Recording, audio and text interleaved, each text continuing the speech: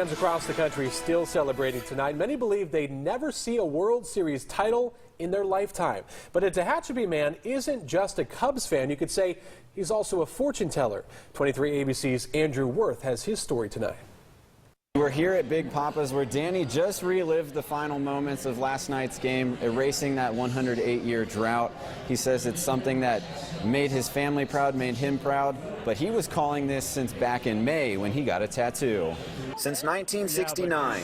It was scary last night. Danny Campbell has been a fan of the Chicago Cubs. I lived in Chicago all my life, and my dad used to take me to the ballpark all the time. So when his team had its best start in years and was arguably the best team in baseball, But I knew it would happen, I just didn't know when. he says an idea popped into his mind. I was working next door, and I met Shane and his wife, and just wanted to get a tattoo of the Cubs. That's right, you heard him. He decided to make his allegiance permanent and prominent. Like many others, Campbell picked an iconic piece of Wrigley Field for his tattoo. When you are on Clark and Addison, you see that sign. The red marquee sign you see when entering the stadium. That's the first thing you see, and I wanted it to be the first thing that anybody else saw. But this marquee was different. He's world champions, and then he's all put the year in there too, because we kind of had a blank spot in the design, and I was like, you want the year in there? Are you sure? Yes, Danny was sure.